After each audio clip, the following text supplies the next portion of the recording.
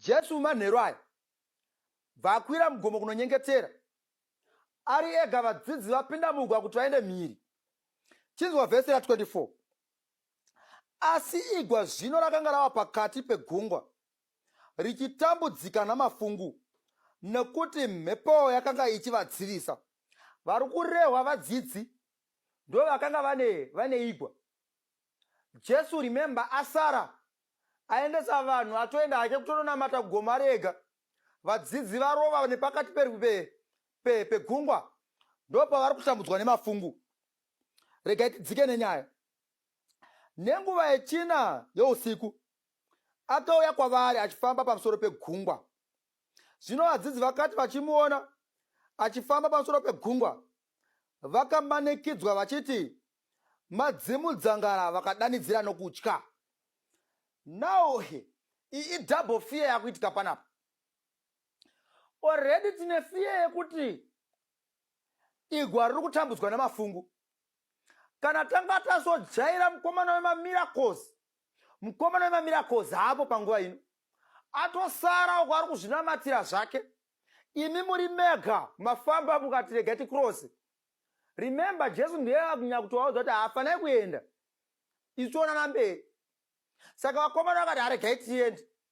Saka ndofunga kana iri minyengetero yange amborohwa, kana kuri kudemba ngambodemba kuti data tine mukomana wemamiracles aigona kuita zvimwe. Saka vakomana vari pakati pekutambudzika nemafungu, vari pakati pekutya vari vega, vanga vajaira kusosimbiswa naJesu kuti kana zvaoma Jesu oti aiwa watsunga imoyo. But apa manje vari vega, hakuna anosimbisa vanhu. Kana vari vakomana vehondo vaya, apa pahondo hadzishandi, nekuti pamuri hapatoiti, panotoda kudzikama. Kana vanga vari veminamato vaedza kurova minamato, but zviri kuramba. Saka vari pakati pekutya manje. Ndo pari kunzi zvino vadzidzi vakati vachimuona, aya vhesi ra25, nenguva yechina yousiku akauya kwavari. Regai ndikuudzei, Jesu haafa akanonoka kupinda mudambudziko rako. Ndiwo unogona kufunga kuti anonoka, but iye haanonoki. Vakomana vatofamba nguva yareba vari pakati pekutambudzika, vari kuti dai mukomana aripo, but Jesu ndiwo paari kubudikira. Zvekuti Jesu achauya seisiyana nazvo muupenyu. Nemhaka yekuti tine zvinotitambudza muupenyu, zvatinofunga kuti Jesu haasi patiri. Tinofunga kuti Jesu akatoenda kure akatama. Asi no. Jesus knows the right time yekuuya musituation yako. Dambudziko rako nderekufunga kuti wachi yako yakafanana newachi yaMwari, but no, hazvisiri izvo. Wachi yako ine nguva dzayo, Mwari ane nguva dzake. Ane nguva dzake dzaanoziva kuti akapindira ukuru hwake hunoonekwa. Remember pastori yaLazarus, vasikana vachitaura naJesu vanoti dai maive pano pakuzvaita nani. Vadzidzi vachitaura kuti wamunoda unorwara. Jesu nopindura achiti no, kurwara hakusi kwekufa, asi ndekwekuti Mwari akudzwe. Jesu atomira kuti atanga afa. Kana afa ukuru hwake hunyatsoonekwa. Saka paJesu anotoita seakatosiya vakomana avo kuti vapinde mugungwa mune mhepo inovhuvhuta kuti azouya avadzikinure, so that vakomana vanonzwisa kuti Jesu ndiani. Vakomana kana vanga vajaira kuona mamiracles achitwa pana vamwe vanhu, munoziva dambudziko rana richiri kunext door, rinoita sekutamba so. Even miracle yacho hauinzwisisi. Kana iri jele lodhisapa paya, kautora chara matestimony zavo, unogona kusainzwisisa kuti charumonye utendera Mwari chii, nemhaka kuti kadiki, but wanga usiri musituation. Ari musituation ndiye anonzwisisa. Saka vakomana avo vanga vafamba naJesu, remember, vanhu vachitoporeswa, vanhu vachibviswa mumatambudziko. Saka vakomana vanogona kunge vachitora Jesu nguva yese kunge hano zvakajairika, itsika yake kungoporesa. Kusvikira iwo wapinda mudambudziko ndo paona the need yeroko rwaJesu. Saka vakomana vanopinda panguva yakaoma, Jesu ndo paanobudikira zvake. But chinonetsa manje, vakomana vachiona Jesu agara achifamba naye havamuzivi. Inzwa mhana, kune vanhu vanokanganwa zita raJesu munguva yematambudziko. Jesu vaitombofamba naye nguva yese iyi. Nhasi ndovamba kuti maona uya mudambudziko makuti pamwe chidzimudzangara. Ndeini? Kana tichitotaura zvevanhu vanoziva Jesu nekumunzwisisa, ndini munofanira kuti muchimunzwisisa. nemhaka yekuti pamamira kodzesa vanoita mune muripo kai ndimi munotofamba naye ndimi munowana inonzi 1 on 1 namukuru. But dambudziko motini Jesu pano achida kukubatsirai muona sei chidzimdzangara. Jesu unomuona sani muupenyu hwako iwe paunopinda matambudziko? Jesu unomuona sani? Variko vanhu vekuti vamwe vakarwarirwa havaoni Jesu saMwari. That's why vachizoenda kune dzimwe nzira dzinodiwa naMwari dzekuti wawane kuzvibatsira dzakarambwa naMwari mushoko rake. Nemhaka yekuti kana vamumadambudziko vane rimwe ziso ravanoona naro Mwari. Vanoona Mwari semunhu anokundikana, havamunzwisise. Saka dambudziko rako nderekuti Mwari haachinje. Problem ndiwe une kamuonero kaunomuita. Vakomana vari kuti pavanotoona kuti chaya chidzimudzangara, vakomana vanotanga kutya. 9 munogotyei iye mudzikinuri auya panguva yakadai. Variko vanhu vekuti Mwari angatosvika pasituation yenyu akuda kutoda kudzikinurai. Dambudziko hamuna kukwanisa kuidentify kuti ndiMwari. Dambudziko makabva mamhanya kwa Mwari paakati musamhanyira. Mwari akakutoti situation yako ndandatonayo muruoko rwangu. Kana yake iri school fees mwanangu ndandakuda kutokupa. Dambudziko nderekuti wakaona Mwari semunhu unokundikana. Ndosaka wakamhanyira kunotsvaga nzira dzimwe dzingakuwanisa mari. Ndopa wakamhanyira kunoita upombi. Ndopa wakamhanyira kunoba kubasa. Ndopa wakamhanyira kunoita zvinhu zvakaipa. Asi Mwari ari kuti yes of course I know. Rent uri kuida. School fees uri kuida. Mumba muda kudyiwa. I know your situation.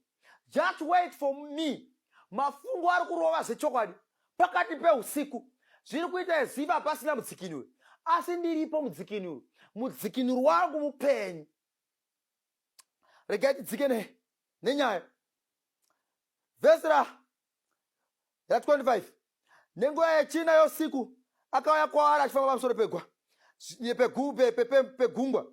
Zvino vadzidzi vakati vachimuona achifamba pamusoro pegungwa vakamanikidzwa vachiti chidzimudzangara vakadanidzira nokutya. Bhaibheri handina kutibvudza kuti vaidanidzira kunani. Chimbonditenderai ndipinde pakufungisisa. Manheru aya mhepo iri kuvhuvhuta, mhepo iri kuita noise. Saka nhai vakomana pamuri kudedzera kuti Mwari tirwirei here kana muri kudedzera kuna vamwe vanhu kuti vakupei help. Dambudziko ratinaro tikapinda panguva yakaoma hatiziva kudedzera kwari. Asi regai tingotenda kuti pamwe vakomana vaidedzera kuna Jesu kunyange Jesu akanga asiri pedyo navo, bali kunyange vachizomuona sechimudzimudzangara. Regai tidzike nenyaya. Vhesi ra27. Pakarepo Jesu akataura navo akati tsungai mwoyo ndini musatya. Vhesi ra28. Zvino Petro akamupindura akati Ishe kana muri imi ndirayirei kuti ndiuye kwamuri pamusoro pemvura. Regai titaure nyaya chidai. Kune vanhu vanozotenda kuti Mwari ndiMwari kana paitika mirako muupenyu hwavo. Kana mirako isati yaitika kwavari havatendi kuti Mwari ndiMwari, havatendi kuti ndiMwari anoshamisa. That's why muchiona kuti vanhu vanopa testimony kana zvinhu zvanaka. Munguva yange yakaoma zvinhu vanhu vanga vasingatende Mwari. But let me tell you, the God in the valley is still God on the top of the mountain. Mwari haachinje nemhaka yesituation. Nemhaka yekuti Mwari ndiye akatochinja situation. Saka pano chikomana chiri kuti ndikubhilivhe kuti ndimi mukuru. Tangai maita kuti ndiuye kwamuri pamusoro pemvura. Mupo imi. Saka zorova kuti dai Peter asina kufamba pamusoro pemvura aisatenda kuti ndiJesu. Saka zorova kuti Peter atodawo mirako kuti abhilivhe. Regai ndikuudzei, Jesu haasi Jesu chete munguva yemamirako, ndi Jesu even pasina mamirakosi. Mwari haasi Mwari kana azokutsukunura mudambudziko. Varipo vamwe vachafa vari mumatambudziko. Remember chikomana chinotonzi chinokumbira kuti bvisewo munzwa uri munyama. Asi vanokoti munzwa handibvisi, nyasha dzangu dzakakuringana. Pamirako yauri kutoda dzimwe nguva Mwari ari kuti no. Mirako yauri kuda mwangu handisi kuzokuitira. Nyasha dzangu dzakakuringana uri mumatambudziko. Regai munzwe nyaya iyi. Chondinetsa Mwari ari kuti nyasha dzakadiringana sei ndiri mumatambudziko. Asi regai ndikuudzei, vakakomborerwa vanoramba vari pamaoko aJesu. Nyasha dzaMwari dzinoonekwa kana tiri mumaoko aJesu. Kunyangwe tisina zvinhu, as long as tiri mumaoko aJesu, nyasha dzaMwari dzakatsiringana. Saka chikomana chinoti kuti mukuru ndikubhilivhei, chindiitai kuti ndiuye kwamuri ndiri pamusoro pemvura. Jesu haarambi manje.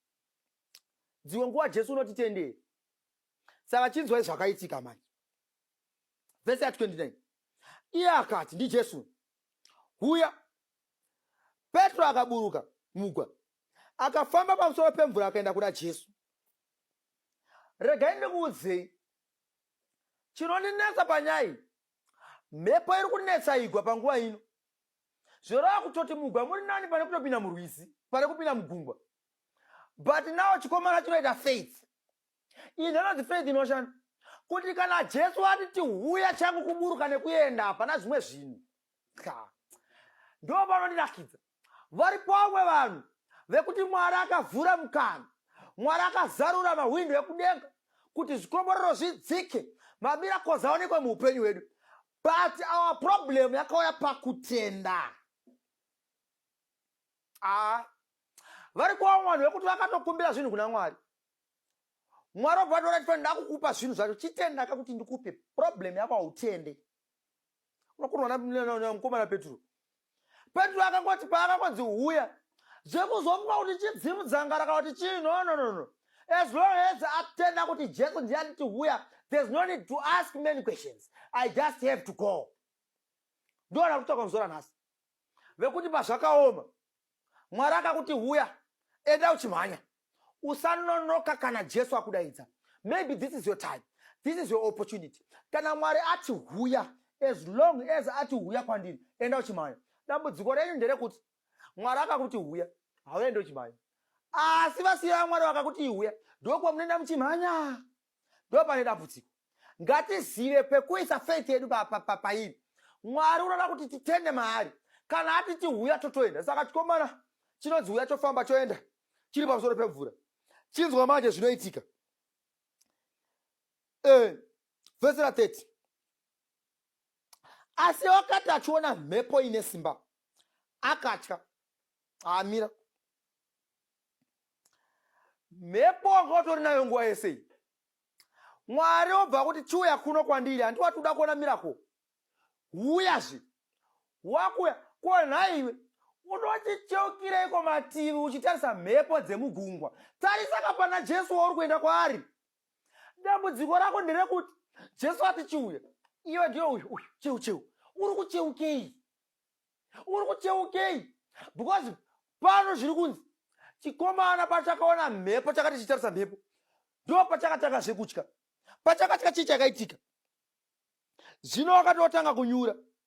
Zvotoreva kuti chikomana pachakatya chakabva chatotanga kunyura. Regai ndikuudzei, Mwari paripo pamwe panhu paakatidana pekuti tanga takutoenda.